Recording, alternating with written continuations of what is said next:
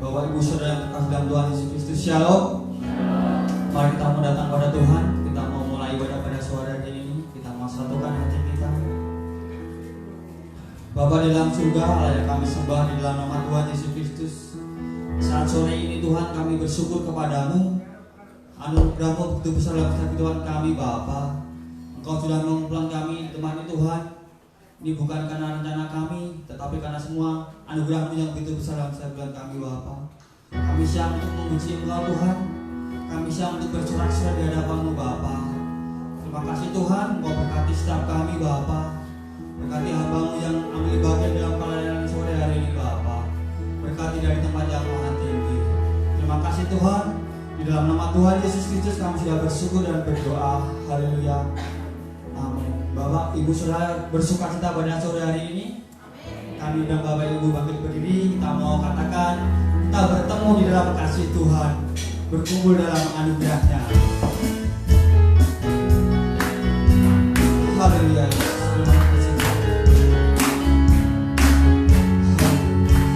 Mari kita mengatakan bertemu dalam kasih-Nya. Bertemu dalam kasih-Nya, berkumpul dalam anugerah-Nya, bersuka cita semua di dalam rumah Tuhan. Bertemu dalam kasih-Nya, berkumpul dalam anugerah-Nya, bersuka cita semua di dalam rumah Tuhan. Oh saudaraku dan saudariku, Tuhan cipta dan mengasihi-Mu.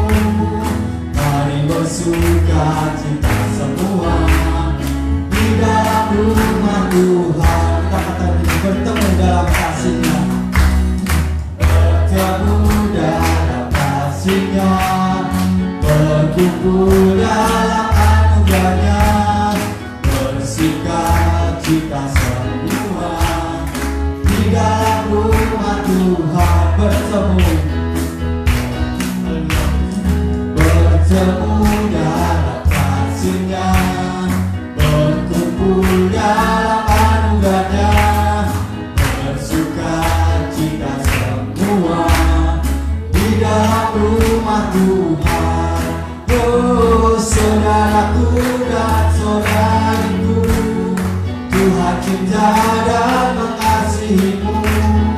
Mari bersuka cita semua di dalam rumah Tuhan. Oh saudaraku dan saudariku, Tuhan cinta dan mengasihi-Mu. Mari bersuka cita semua di dalam rumah Tuhan.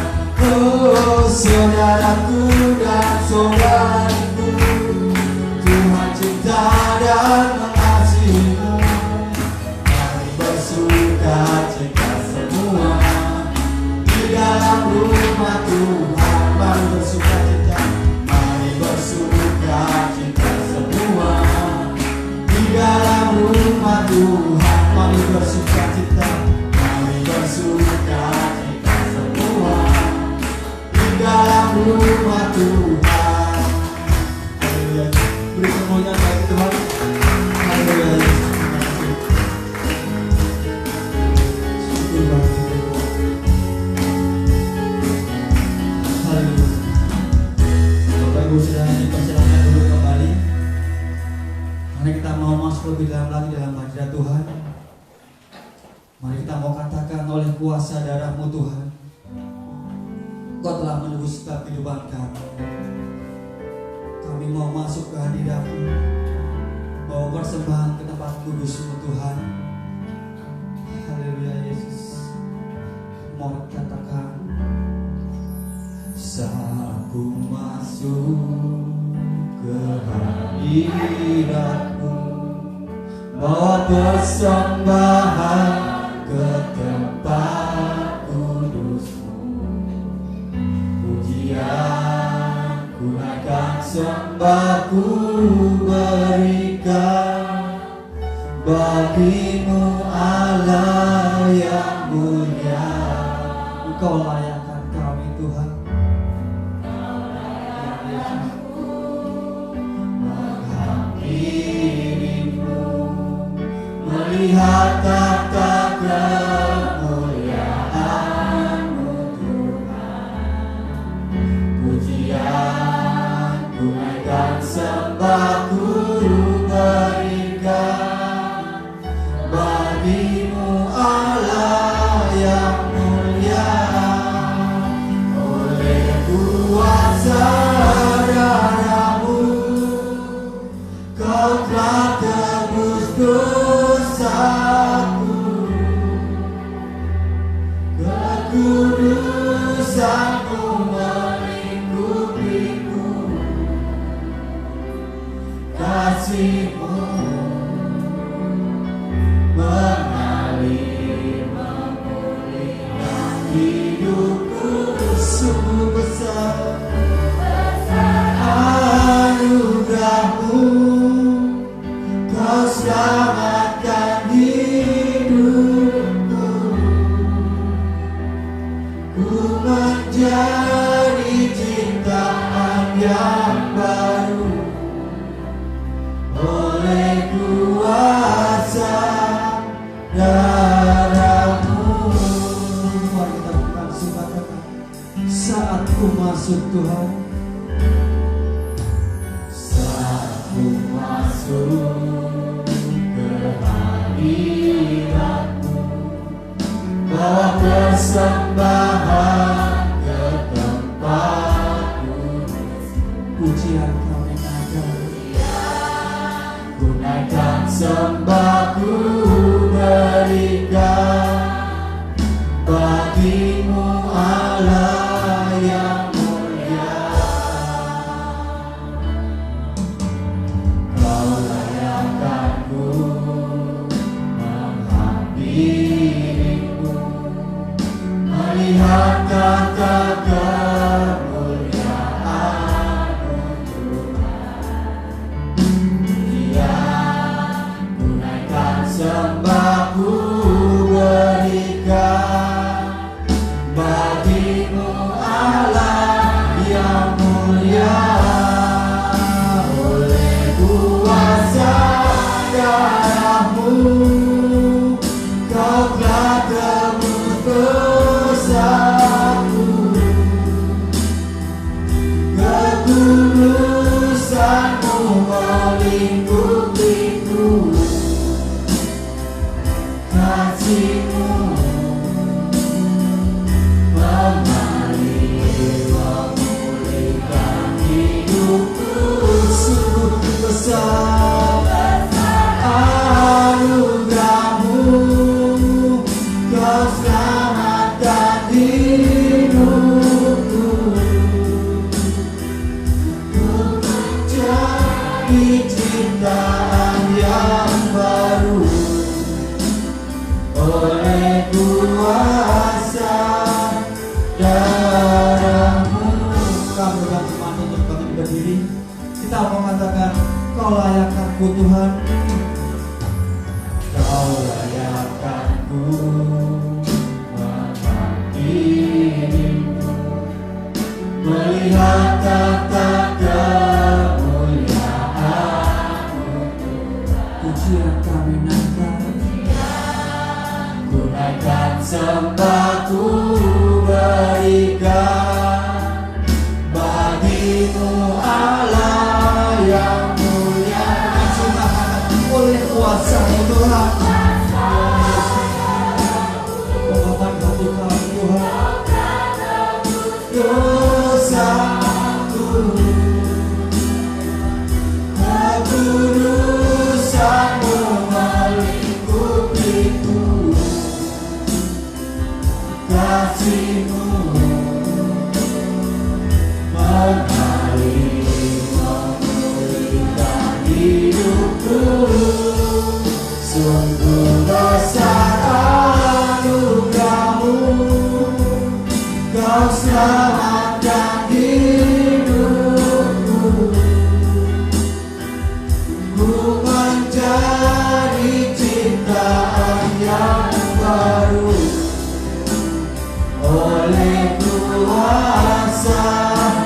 darahmu dengan sebagainya oleh kuasa. Haleluya. Oleh kuasa darahmu kau telah tebus dosaku. Kekudusanmu melipupiku, kasihmu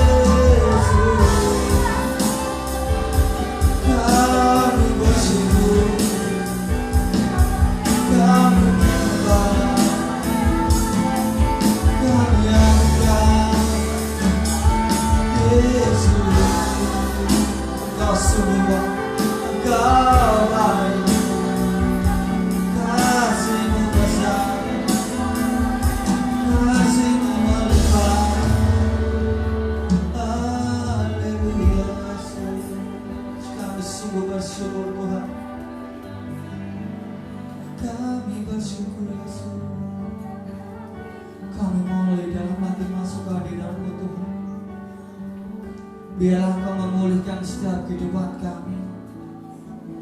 Engkau pulihkan hati kami dengan kasih-Mu, Yesus. Engkau membentuk hati kami seperti Engkau, Yesus. Biarlah Engkau memperbaharui setiap kehidupan kami, Bapa. Haleluya, Yesus.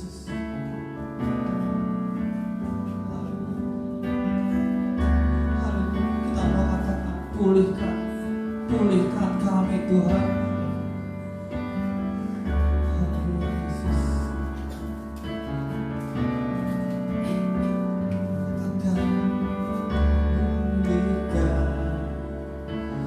Pulihkan hatiku dengan kasih-Mu. Bentuklah kami Tuhan.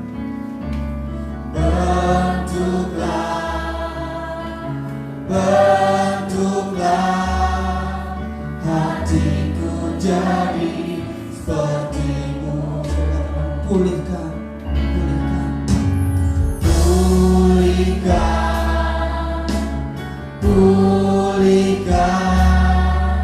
hatiku dengan kasih-Mu.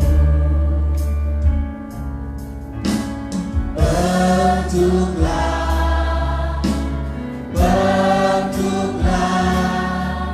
hatiku jadi seperti-Mu. biar kekudusan-Mu Tuhan. Kekudusan-Mu memenuhiku. Tuhan, ini rinduku, ubah hatiku. Ubah hatiku seperti hatiku. Biar Kau kuduskan kami.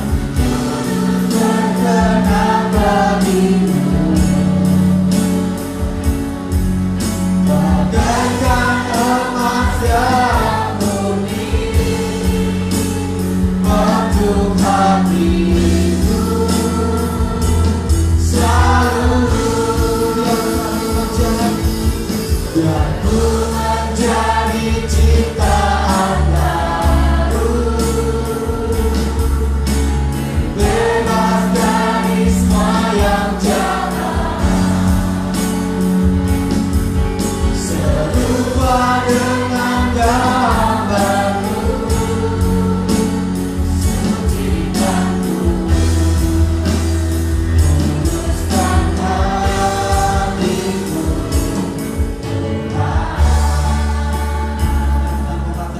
Sungguh biarlah Tuhan memulihkan setiap hati kita. Biarlah Tuhan memulihkan setiap kehidupan kita. Haleluya. Kita katakan dengan sungguh, Pulihkan benar Tuhan. Inilah ungkapan hati kami.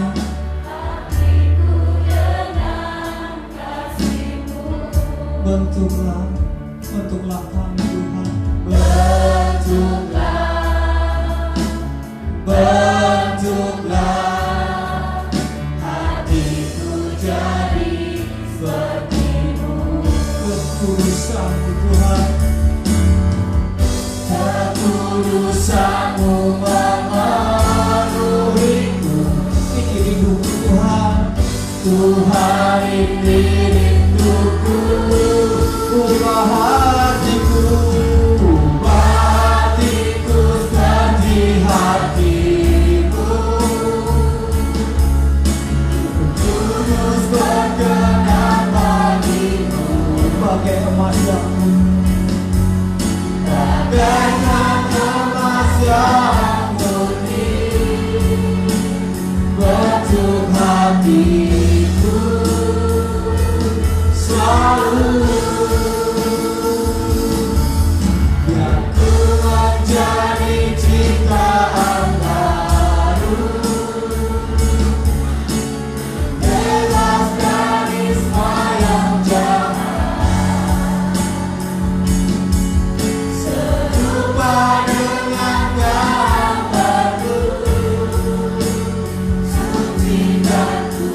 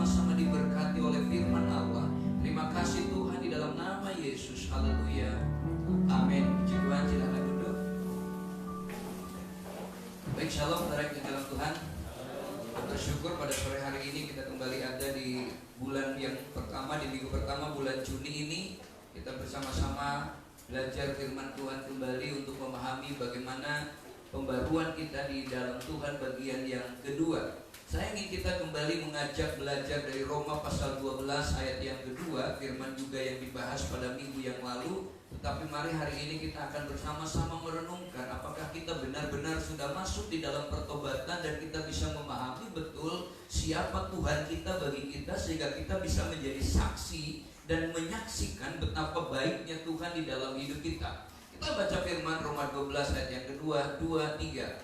Janganlah kamu menjadi serupa dengan dunia ini, tetapi berubahlah oleh pembaruan budimu, sehingga kamu dapat membedakan manakah kehendak Allah, apa yang baik, yang berkenan kepada Allah, dan yang sempurna.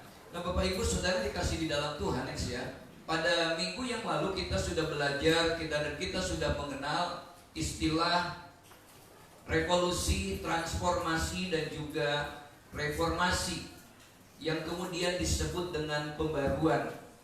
Kita tahu bahwa revolusi adalah perubahan secara cepat yang seharusnya terjadi dalam kehidupan orang yang percaya. Revolusi ada dua konotasi, yaitu revolusi dengan kekerasan seperti kemerdekaan, tetapi ada revolusi tanpa kekerasan, revolusi industri, revolusi mental, dan juga revolusi di dalam bidang mode yang dulu tertutup kemudian sekarang menjadi terbuka.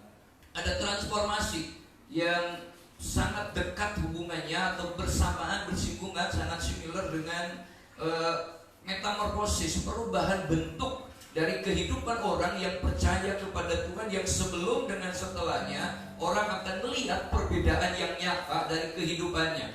Lalu kemudian reformasi adalah perubahan secara radikal di dalam tatanan kehidupan yang membuat orang kemudian mengalami satu perubahan bagaimana menyikapi segala sesuatu di lingkungannya, sehingga kemudian ketiga hal ini disebut dengan pembaruan. Jadi apapun sebutannya, yang lebih penting adalah pelaksanaannya. Saudara, minggu yang lalu kita belajar bagaimana caranya, yaitu dari yang tidak betul menjadi betul, dari yang kurang betul menjadi lebih betul, dan dari yang sudah betul menjadi lebih betul lagi, yang akan bermuara kepada bagaimana Tuhan dipermuliakan di dalam kehidupan kita.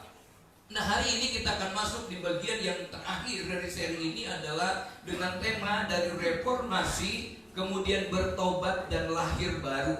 Reformasi, bertobat dan lahir baru ini yang seharusnya nyata di dalam kehidupan kita. Ada dua contoh yang ingin kita pelajari dalam hidup kita. Ada seorang bapak yang lama mentelantarkan keluarganya, lalu kemudian pulang dan berkata kepada istrinya, "Ma, saya sudah bertobat. Anak-anakku, bapak sudah bertobat." Saudara dikasih dalam Tuhan, pertanyaannya, betulkah ia sudah bertobat?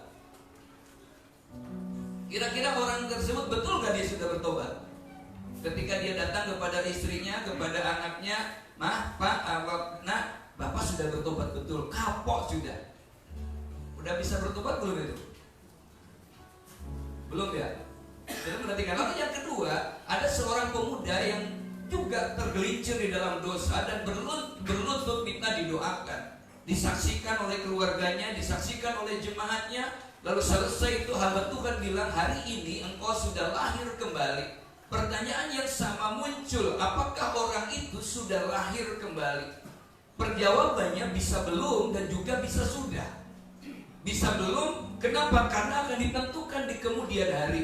Bisa sudah, karena dia sudah berani mengungkapkan kejujurannya tentang masa lalunya. Nah, untuk itu mari kita mau belajar, karena apa yang terjadi dalam konsep ini akan membuat orang bisa melihat buahnya dan akhirnya menikmati apa yang Tuhan janjikan di dalam kehidupan kita.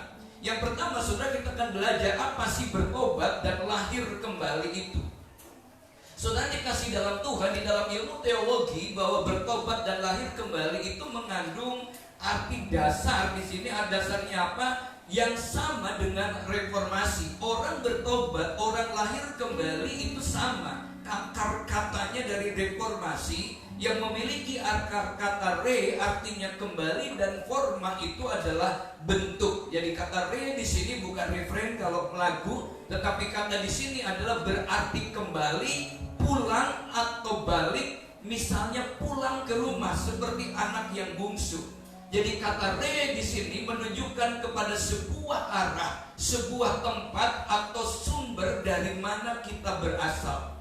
Orang yang lahir baru, orang yang bertobat dan lahir baru yang disebut dengan reformasi ini, ternyata artinya adalah bukan hanya sekedar kembali ke rumah, bukan hanya sekedar kembali kepada kehidupan yang tidak dijalaninya. Kemarin penjudi, lalu kemudian dia merasa bahwa dia sudah tahu betul, lalu keadaan pas saya sudah bertobat dari berjudinya. Apakah itu pertobatan? Belum, itu baru satu bagian saja dari sebuah pertobatan, bahwa dia tidak berjudi lagi. Dia bertobat, tapi baru satu bidang, yaitu bertobat dari berjudinya. Dia juga bisa katakan, Pak, saya sudah tidak lagi melakukan penipuan. Saya sudah tobat, Pak. Saudara perhatikan, itu baru bertobat dari satu bidang. Berbalik arah dari satu bidang itu belum disebut dengan pertobatan, baru dia selesai dengan urusan penipuannya saja. Nah, saudara dikasih di dalam Tuhan Yesus Kristus. Jadi bertobat itu adalah ketika kita mengenal diri kita, menunjuk bahwa itu adalah ke sebuah arah, ke sebuah tempat dari mana kita berasal. Jadi kalau yang namanya bertobat atau kemudian lahir kembali, dengan artinya mereformasi diri, berarti bahwa kita kembali kepada sumber kehidupan kita, kepada asal jati diri kita sebagai manusia ciptaan Tuhan. Demikian juga mereformasi gereja, berarti bahwa gereja pulang kembali kepada sumber kehidupannya.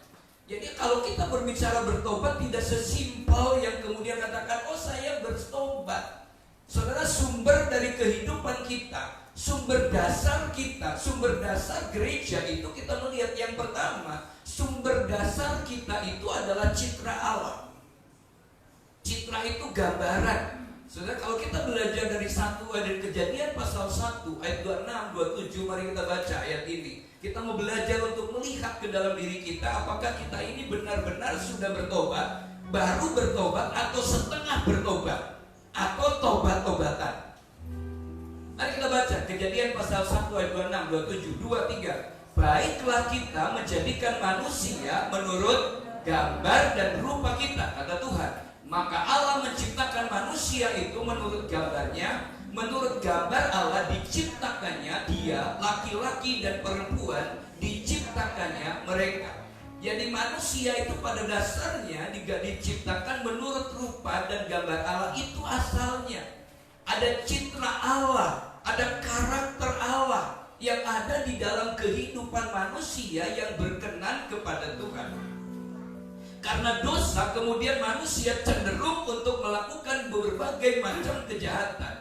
Jadi ketika orang melakukan pertobatan, berarti orang itu kembali kepada citranya Allah. Ada gambar Allah di dalam kehidupannya. Kenapa? Karena orang bertobat secara otomatis bahwa tubuhnya bukan lagi sekedar tubuh, tetapi menjadi bait Roh Kudus, sehingga kehidupannya kemudian akan menghasilkan buah-buah yang disebut dengan buah-buah roh. Kita melihat di dalam hidup kita sebenarnya sederhana teori dari sebuah pertobatan ketika kita sudah mencerminkan karakter Allah. Allah itu kasih, Allah itu maha pengampuni, Allah itu adalah maha dari semua segala sesuatu yang baik muncul dari kehidupan kita. Maka sesungguhnya tanpa kita harus mengatakan saya sudah bertobat, orang itu sudah bertobat. Artinya apa? Pertobatan selalu akan bermuara kepada perbuatan nyata yang Tuhan menyebutkannya kita kembali menjadi garam, kembali menjadi terang, karena kehidupan kita benar-benar digerakkan oleh Roh Kudus. Itulah pertobatan. Artinya apa? Supaya dengan demikian tiap-tiap orang, tiap-tiap hari di dalam konteks perjalanan hidupnya mendatangkan kemuliaan bagi Allah. Yang pertama, orang yang melakukan pertobatan mencerminkan citra Allah di dalam hidupnya selalu rindu untuk mempermuliakan Tuhan, untuk melakukan yang terbaik dari semua yang dikerjakannya.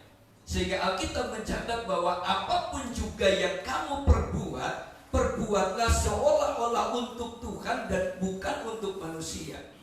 Itu yang disebut dengan profesional di dalam kehidupan umat Tuhan. Tanpa ada yang mengawasi secara fisik, kita sudah sadar bahwa ada Tuhan yang selalu mengawasi kita, yang selalu menjaga kita, yang selalu menolong kita. Pertobatan juga berdampak kepada apa?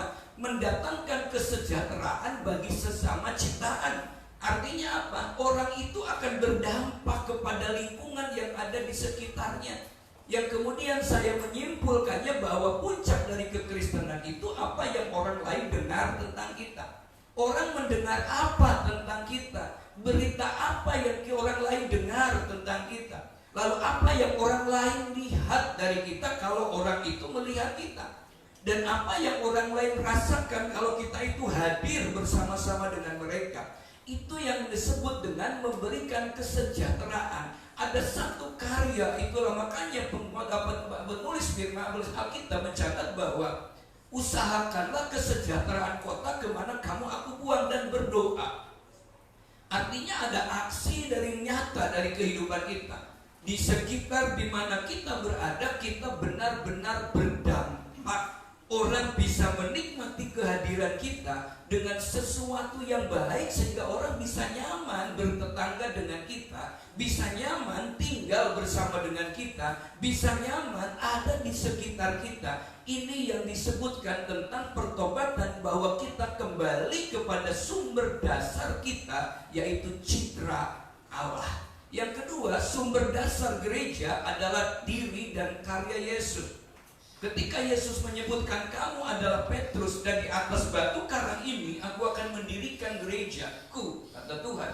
Dan gereja itu berasal dari kata eklesia, yaitu orang-orang yang dipanggil keluar dari gelap kepada terang. Nah, kalau kita berbicara tentang bagaimana mencerminkan gereja, sumber dasar gereja, artinya apa? Supaya setiap gereja tiap-tiap hari menjumpai dan menyapa orang-orang dari segala lapisan tanpa perbedaan berdasarkan apapun. Saudara perhatikan, sekarang ini kan banyak orang berkumpul dalam satu komunitas saja. Komunitas A, komunitas B, tidak mau berkumpul dengan yang lain. Pendeta kumpulnya dengan pendeta terus gitu ya. Majelis kumpulnya dengan majelis terus, tidak mau. Ini baru di lingkungan kita saja kita sudah tidak bersatu dalam satu tubuh. Saudara, apalagi dengan lingkungan yang lain. Tuhan menginginkan bahwa yang namanya gereja dipanggil dari gelap kepada terang untuk menjadi terang. Artinya kita bisa mampu menjumpai, menyapa orang-orang dari segala lapisan. Allah itu mencintai segala bangsa. Yesus bilang begini, karena begitu besar kasih Allah akan dunia ini. Jadi dunia ini berbicara seluruh kehidupan manusia. Allah cinta, Allah senang.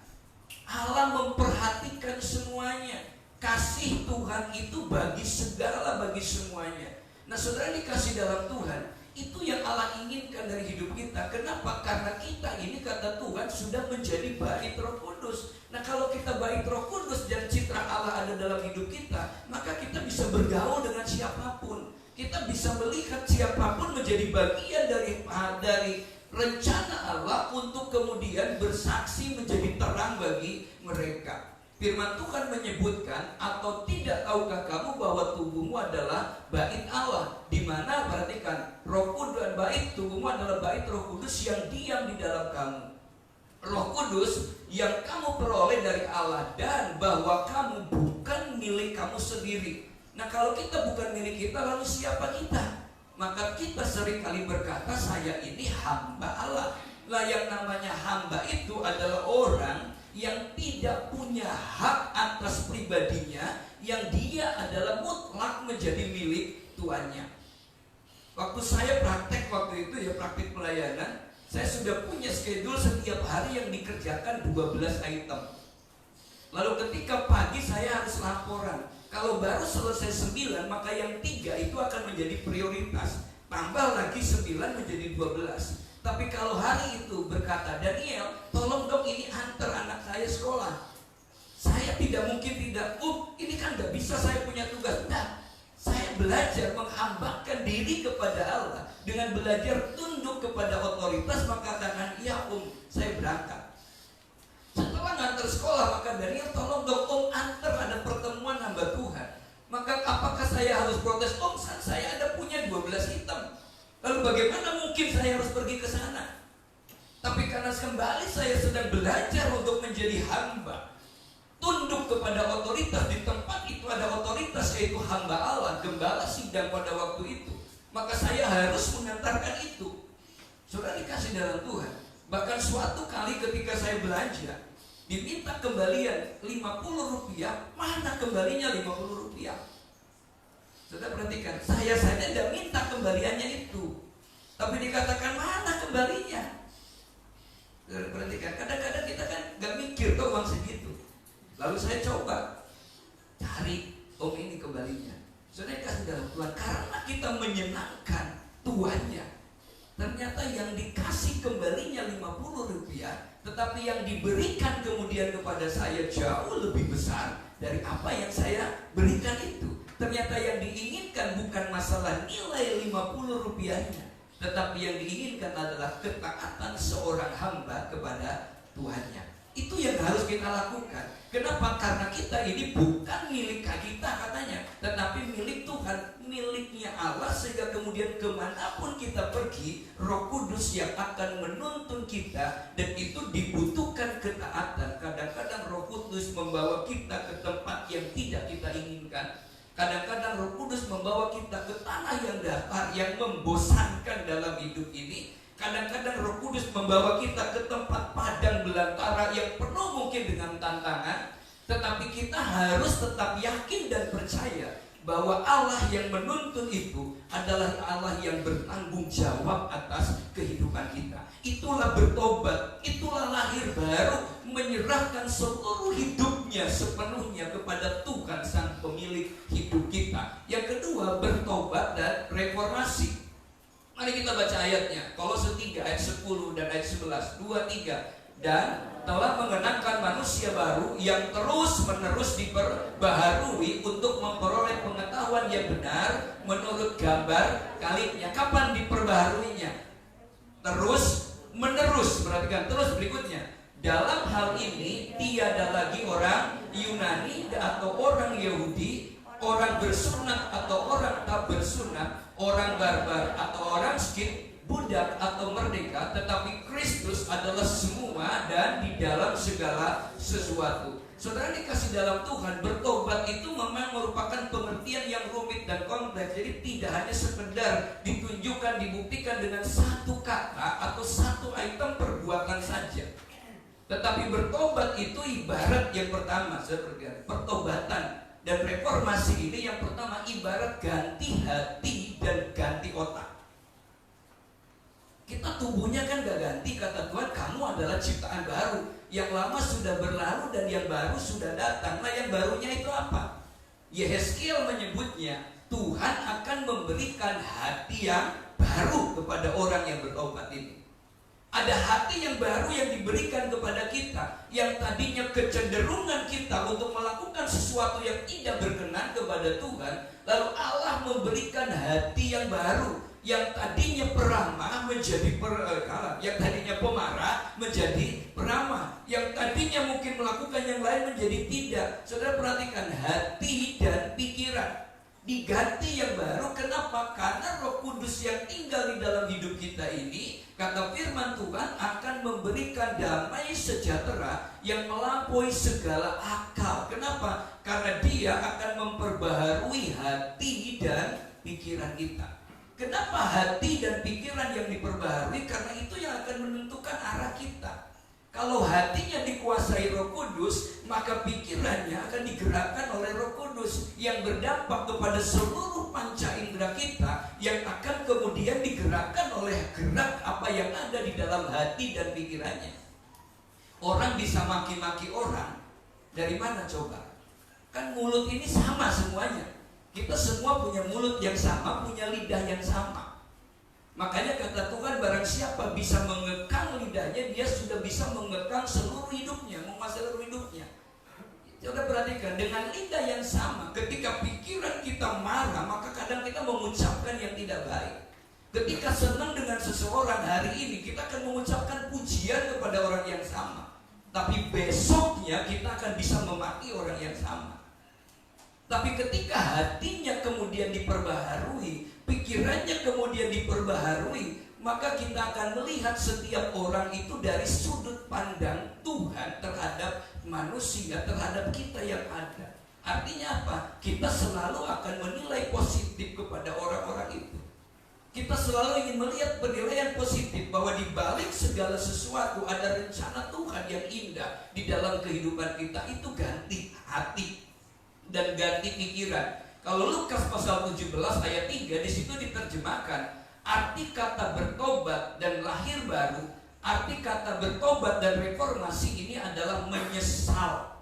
Ya, orang yang menyesal itu kan kesadaran dalam hatinya, aduh saya menyesal. Lalu kemudian dengan diterjemahan lain disebutkan berubah hati seperti anak yang bungsu. Dia mulai digerakkan hatinya berubah. Ada bisikan yang membuat kesadaran di dalam pikirannya, yang kemudian dia bergumam sendiri, di rumah Bapakku seorang budak pun tidak sesusah aku yang ada di sini. Kita perhatikan, ini yang ada dalam hatinya, itu yang membuat orang kemudian dia mulai ada satu tindakan, maka aku akan pulang dan akan bertemu dengan Bapakku, dan aku akan bilang, Bapak, jadikan aku menjadi salah seorang dari budakmu. Ini kesadaran yang ada dalam hidupnya. Artinya apa? Bertobat di sini artinya ibarat mengganti seluruh isi perasaan dan pikiran kita. Jadi orang tidak langsung mudah menghakimi seseorang, tidak langsung mudah mengejar seseorang tentang sesuatu yang negatif. Kalau kita mungkin dilalah, orang itu biasanya sumeh sama kita, kok tiba-tiba dia cemberut dengan kita. Kita mungkin kadang-kadang, aduh kok orang ini sekarang berubah ya. Lalu ngomong dengan, wah sekarang dia sudah berubah, dia udah cuek sama kita. Padahal mungkin orang itu sedang berpikiran yang berlain, sedang kemana-mana. Saya itu sedang lewat naik kendaraan, lalu di sini katakan sedang mikir, ada teman di pinggir jalan tuh lupa loh. Setelah jauh baru sadar, sore gitu kan, kenapa sudah jauh? Belum tentu orang itu, oh Daniel sekarang sombong ya. Belum tentu, tapi berapa banyak orang yang menyebutkan, oh dia sombong, oh dia berbeda, oh dia berubah. Lalu kemudian ketika dia ada persoalan, aduh Tuhan sudah tidak sayang lagi sama saya. Coba perhatikan, ibarat mengganti seluruh isi perasaan. Orang yang perasaannya diubahkan itu, dia tidak akan mudah tersinggung dengan orang lain. Dia akan selalu nyaman dengan siapapun. Kenapa? Meskipun keadaan di sekelilingnya tidak nyaman, dia akan tetap nyaman. Kenapa? Karena damai sejahtera Allah yang melampaui segala akal itu tidak ditentukan oleh apa yang ada di sekeliling kita. Saudara dikasih dalam Tuhan. Lalu yang berikutnya, ibarat lahir kembali atau lahir ulang. Itu yang disebut dengan kelahiran baru. Itu yang disebut dengan reformasi. Saudara perhatikan, lahir ulang atau lahir baru, kelahir kembali dalam bahasa Yunani yang menggunakan kata palingenesia. manusia. Dari Matius 19 ayat 28 ini diterjemahkan dengan penciptaan kembali. Diciptakan kembali, ciptaan yang baru. Cuma sayang sekali orang kalau perasaannya, hatinya tidak diubahkan. Ketika kita belajar untuk lahir kembali, orang lain nyindir kemudian menjadi tersinggung. Ya, orang lain nyindir kemudian kita menjadi tidak nyaman. Kita mau ke gereja, sudah lama nggak ke gereja. Begitu kita ibadah, tetangganya, temannya pada ngeliat itu mungkin bingung mau ngomong apa.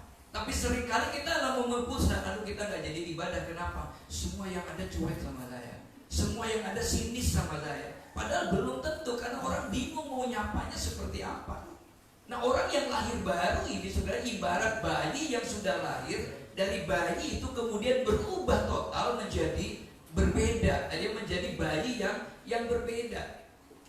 Yang tadinya cengeng sekarang menjadi antusias, yang menjadi semangat. Yang tadinya mudah putus asa sekarang menjadi pribadi yang tangguh. Yang tadinya tidak semangat menatap mata depan menjadi bersemangat menatap mata depan. Itu yang berbicara tentang reformasi. Kenapa? Karena digerakkan di dalam kehidupan kita, bukan kita lagi. Roh Kudus yang bergerak menuntun kita. Orang itu selalu punya cara pandang terhadap sekelilingnya berdasarkan cara pandang Tuhan. Kalau ada orang yang memfitnah kita, memang menyakitkan. Tetapi sesungguhnya orang itu adalah orang yang perlu perhatian. Kenapa? Karena dia akan perlu pembuktian. Itulah makanya firman, kalau kita hidup benar di hadapan Tuhan, jika nanti ada yang memfitnah kamu, maka mereka akan malu sendiri. Dengan apa? Dengan cara melihat perbuatan kita yang baik.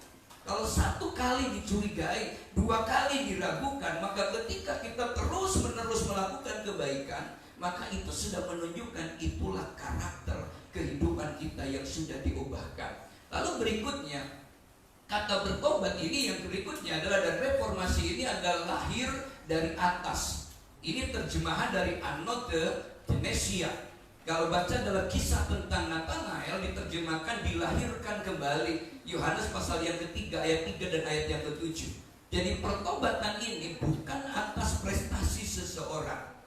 Maka beberapa minggu yang lalu saya katakan, seringkali manusia mencari cara untuk menyenangkan Tuhan supaya kita dianggap bertobat. Tetapi Tuhan mencari orang yang cocok. Tinggal ini aku Tuhan, bentuklah aku, maka Tuhan yang akan membentuk kita menjadi sesuatu bejana yang indah menurut pemandangan pembentuknya.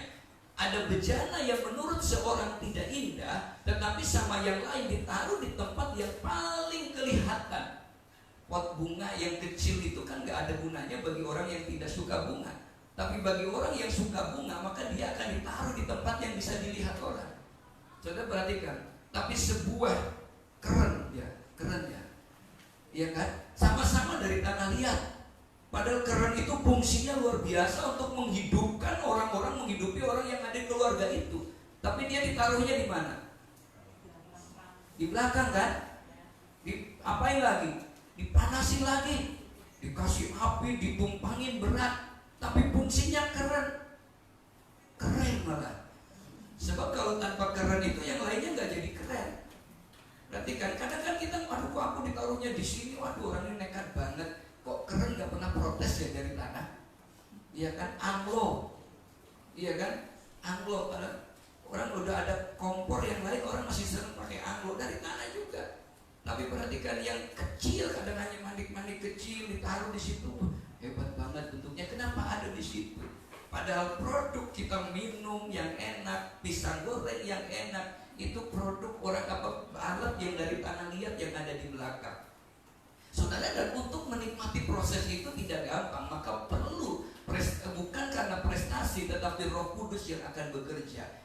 Tuhan menyebutkan, kamu diselamatkan bukan hasil usaha, tetapi oleh karena anugerah Tuhan. Nah, bagaimana caranya? Setiap hari kita meminta supaya Roh Kudus itu menuntun kita, membimbing kita, memberikan kekuatan kepada kita, kemampuan kepada kita untuk menjadi bejana yang indah di pemandangan Tuhan. Saudara, jadi bertobat di sini bagaimana caranya menurut firman ini, bahwa kita harus meminta pertolongan Tuhan supaya kita mengubah kebiasaan lama, mengubah lagu lama kita menjadi lagu yang baru.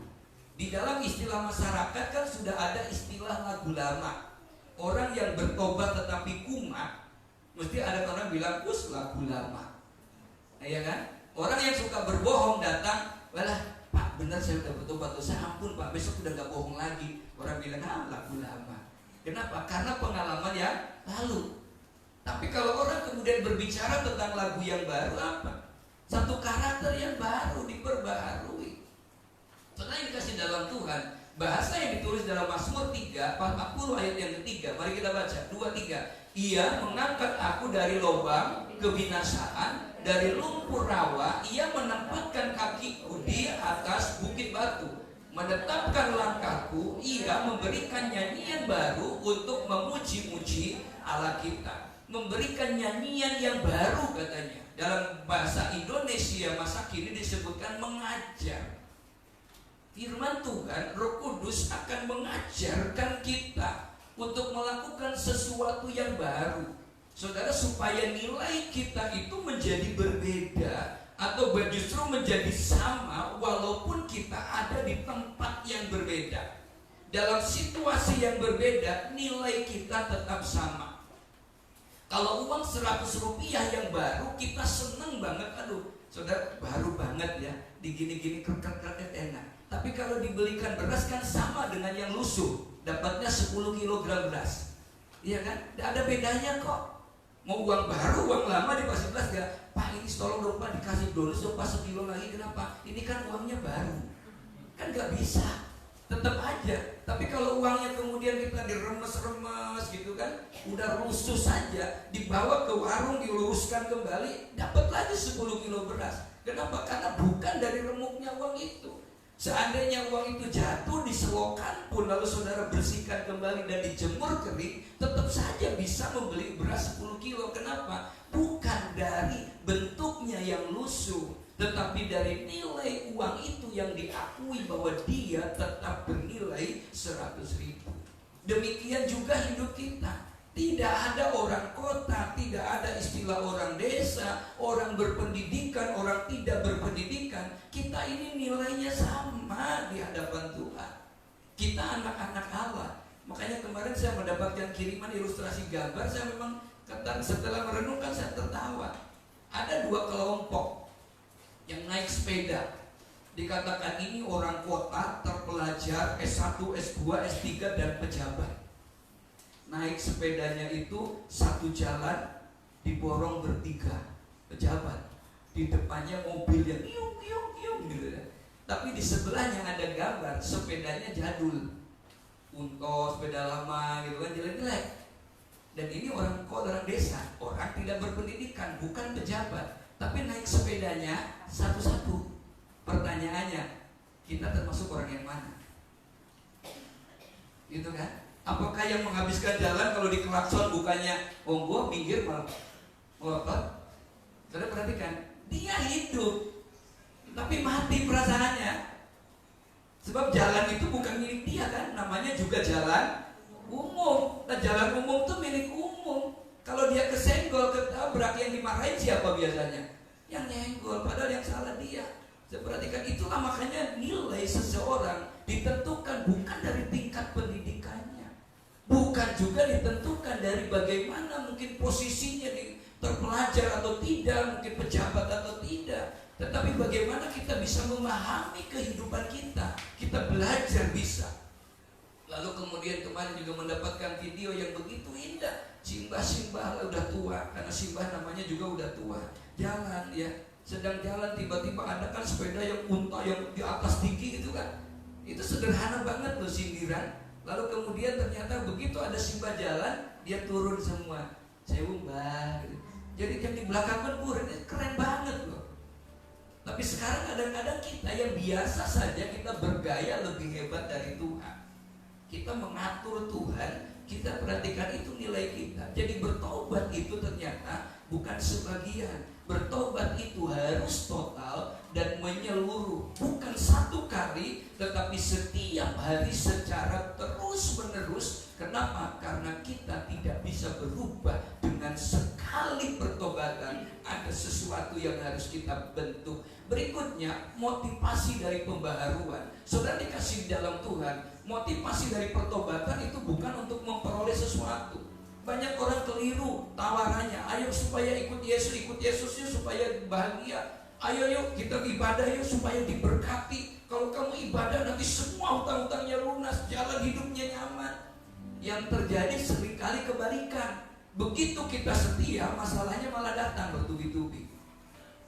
Begitu kita komitmen untuk setia, iblis sudah tahu betul kelemahannya. Awas ya, sudah perhatikan. Begitu kita setia, si B kelemahannya di uang, si C kelemahannya di mata, si D kelemahannya mungkin di mulut. Ya kan, begitu kita mau bertobat, yang satu tiba-tiba tidak punya uang. Oh Tuhan, dengan apakah membasahi dompet yang kering? Lalu Tuhan bilang, dengan membasahinya dengan tetesan air mata. Yang satu yang mulutnya banyak ngomong, begitu ketemu saya mau bertobat Tuhan, tapi dikasih orang yang cerewet di pinggir jalan. Ini antara memaki dengan tidak. Sudah perhatikan, ini yang sering kali terjadi. Nah itulah makanya motivasi.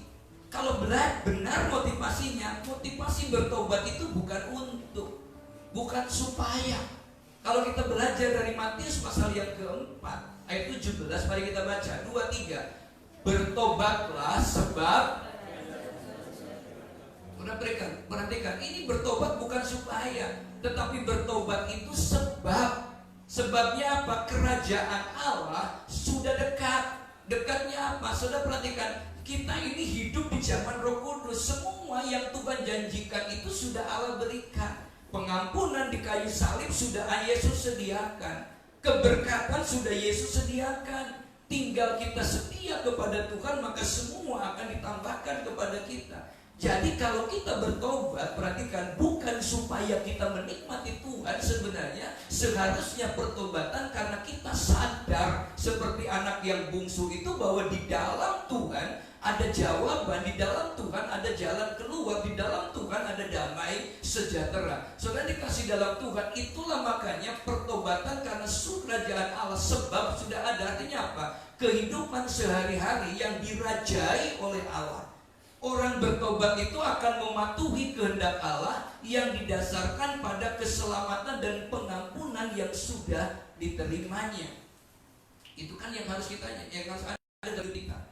Ketika kita menyanyikan mengasihi lebih sungguh, di ending dari kalimat itu katakan kita mengasihi. Kenapa? Karena Yesus lebih dulu mengasihi. Kita melayani karena Yesus lebih dulu melayani kita. Nah, kesadaran itulah yang membuat orang kemudian bisa bertobat, bisa lahir baru. Nah, kata sebab ini mengoreksi pandangan kita yang seringkali menganggap supaya perlu bertobat. Kenapa? Supaya mendapatkan pengampunan dan selamat. Keselamatan itu sudah Allah sediakan, sudah ada di sekitar kita. Tinggal kitanya sadar atau tidak. Jadi menurut Yesus kata bertobat ini karena kita sudah diampuni, kita sudah diselamatkan dengan datangnya kerajaan Allah di dalam diri kita. Nah, pembaruan yang diberikan oleh Tuhan di dalam hidup kita akan mengubah cara pandang ini kepada Tuhan, cara pandang terhadap Yesus, dan juga mengubah cara kehidupan kita oleh karena Yesus yang bekerja di dalam kehidupan kita. Contohnya kita akan belajar, sudah dikasih dalam Tuhan, pembaruan akan menghasilkan cara pandang kita kepada Tuhan dan kepada apa yang ada di sekeliling kita.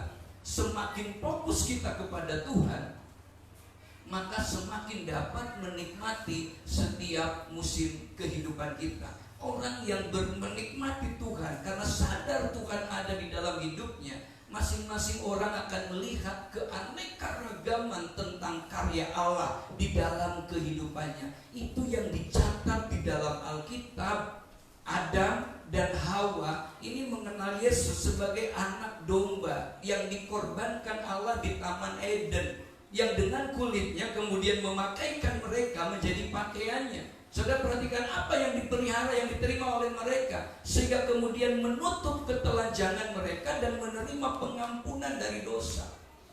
Orang yang bertobat adalah orang yang memiliki kesadaran penuh bahwa membutuhkan mendapatkan pengampunan dari Tuhan, dan itu sudah dikerjakan Allah di kayu salib. Dan dia punya kesadaran tidak ada dosa yang terlalu besar yang tidak diselesaikan oleh korban Yesus di kayu salib. Abraham melihat Yesus sebagai korban persembahan yang menyenangkan hati Bapa ketika di Gunung Moria, yang kemudian membuat Abraham menikmati janji iman yang telah diucapkannya.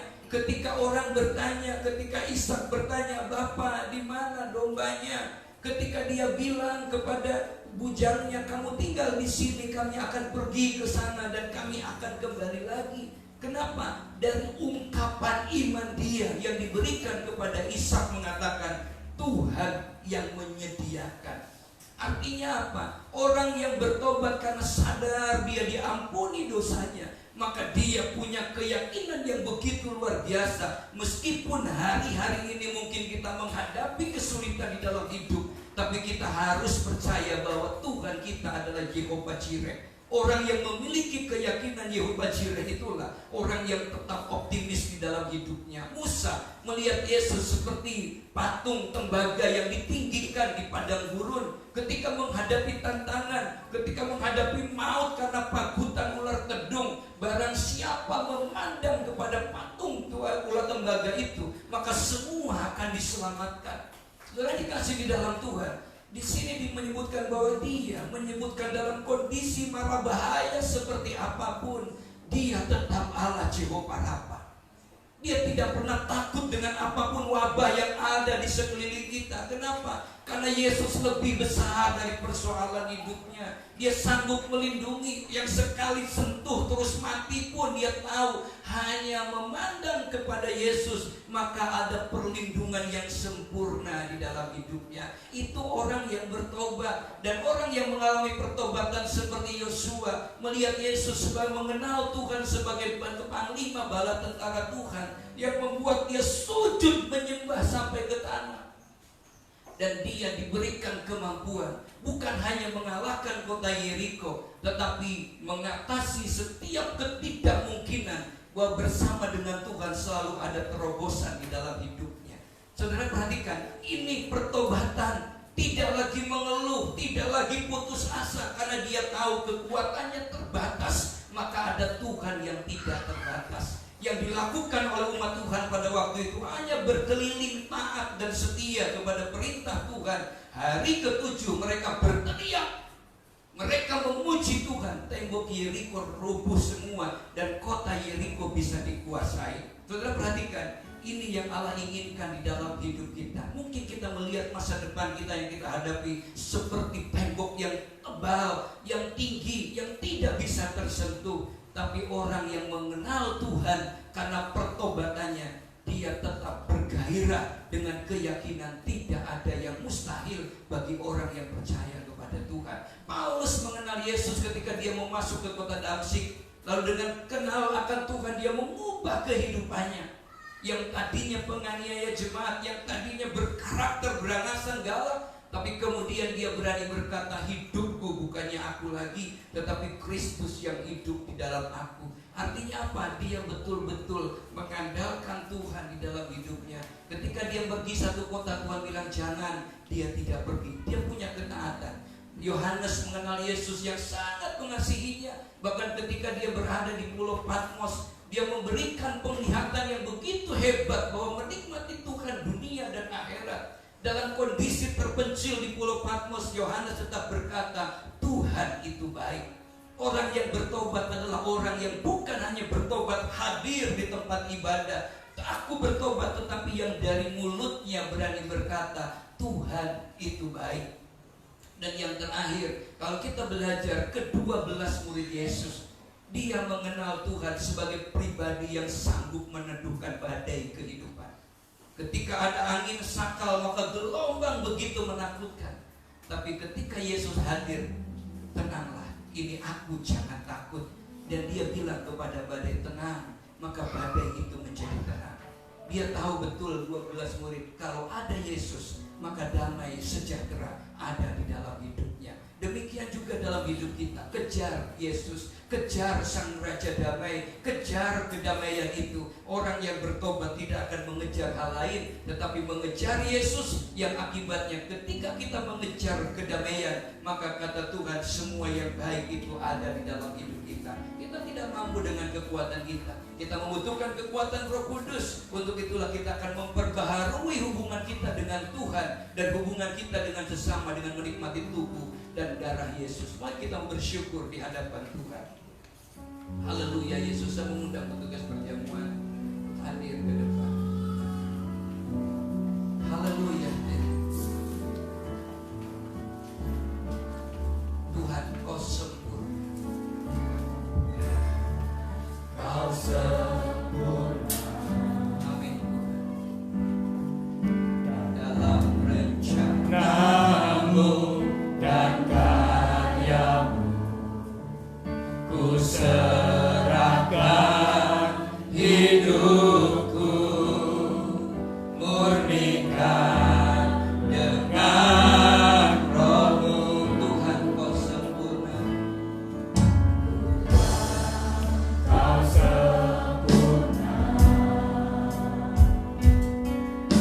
Dalam rencana-Mu dan karya-Mu, ku serahkan hidupku, murnikan dengan dengan Roh-Mu. Katakan, hidupku menggenapi firman-Mu. Menggenapi firman-Mu. Bagi yang sudah menerima, saya undang untuk bangkit berdiri. Padamu bisa sertai tiap langkahku.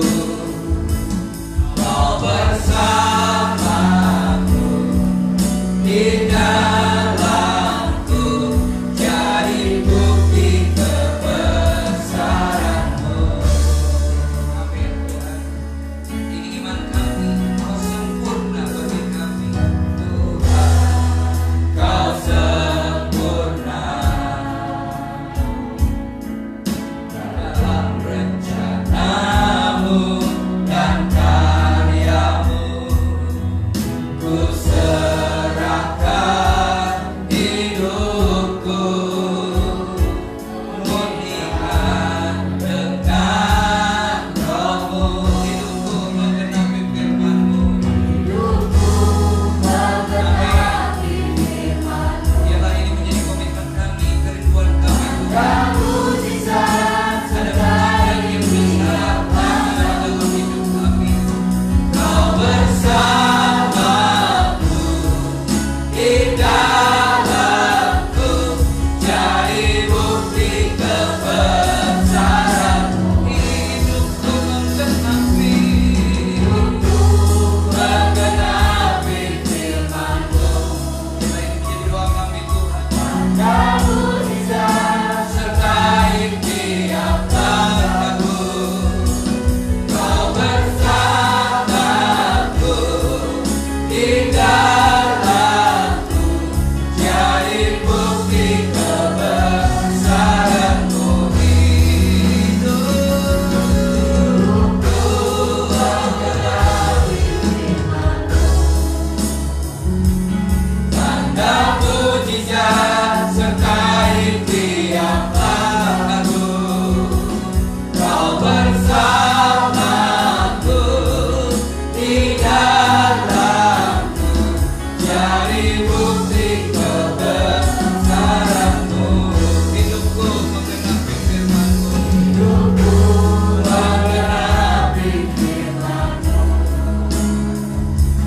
Tanda mujizat sertai tiap langkahku. Kau bersamaku di dalamku, jadi bukti kebesaran-Mu.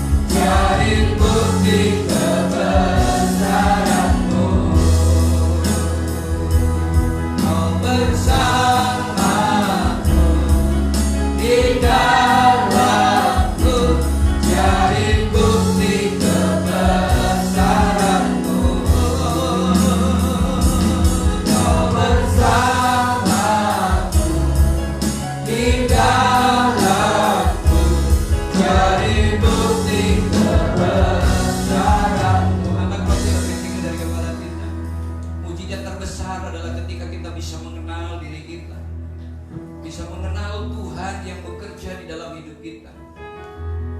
Glory haleluya Yesus. Roti ini adalah lambang dari tubuh Yesus yang dipecahkan bagi kita. Dia rindu kita melakukan persekutuan dengan Allah dan persekutuan dengan sesama.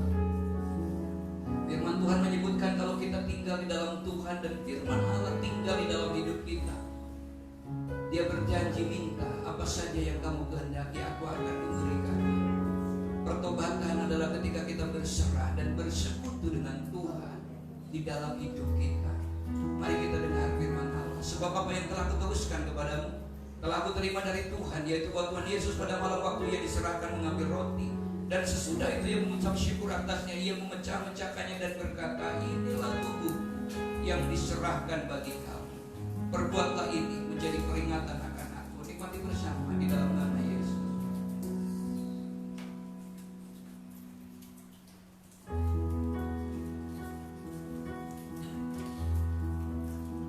Angkat cawan lebih tinggi di kepalanya. Cawan ini berisi anggur, lambang dari darah Yesus yang ditumpahkan. Darah yang membebak hati kita, pikiran kita, darah yang menyucikan kita, darah yang melindungi kita, bahkan darah yang sanggup menyembuhkan setiap kelemahan di dalam tubuh kita. Dengar firman Tuhan.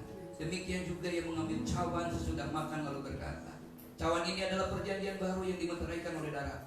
Perbuatlah ini setiap kali kamu minumnya menjadi peringatan akan aku. Nikmati bersama dalam nama Yesus. Haleluya. Haleluya. Mari kita sembah Dia. Haleluya. Haleluya. Kami bersyukur kepadamu Tuhan, berbahagia kami.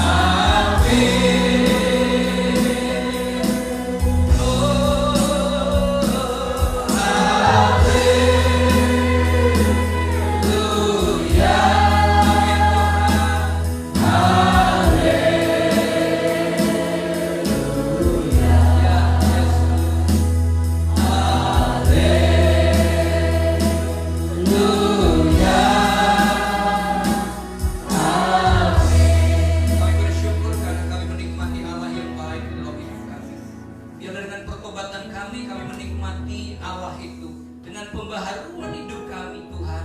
Kami rindu, kami mengenal Tuhan di dalam setiap langkah kehidupan kami. Kau bukan hanya menebus dosa kami, tetapi Kau mendampingi di sepanjang langkah kehidupan kami. Kami tahu Tuhan ini tidak mudah, tapi kami yakin kalau Roh Kudus tinggal di dalam kehidupan kami. Kami adalah hamba-Mu Tuhan yang siap untuk mengikuti apa yang Tuhan mau di dalam hidup kami. Kami mau mengejar damai itu, supaya semua yang baik itu datang menghampiri kami semua. Terima kasih Tuhan, berkati bangsa kami, berkati lingkungan yang ada di sekitar kami. Saatnya kami rindu Kau bertahta di dalam hati kami Tuhan. Kami mengucap syukur kepadamu. Sebentar kami dah memberikan korban persembahan. Kuduskan persembahan kami Tuhan, baik itu persembahan khusus pembangunan, perdana, persembahan kolektif, tatanan maupun persepuluhan Tuhan. Terimalah menjadi persembahan yang menyenangkan hati Allah, dan kembalikan berlipat kali ganda dalam kehidupan kami semua. Kami pulang dengan menikmati anugerah Tuhan. Kami pulang dengan menikmati berkat Tuhan. Tuhan memberkati Engkau dan melindungi Engkau. Tuhan menyinari Engkau dengan wajahnya dan memberi Engkau kasih karunia. Tuhan menghadapkan wajahnya kepadamu dan memberi Engkau damai sejahtera mulai malam ini sampai Maranatha. Tuhan Yesus datang yang kedua kali. Yang percaya diberkati Tuhan sama-sama katakan amin. Tuhan berkati. Kita bersyukur kita bertemu di minggu yang akan datang. Hari Rabu tetap ada persedia, dan minggu yang akan datang kita kembali di tempat ini. Tuhan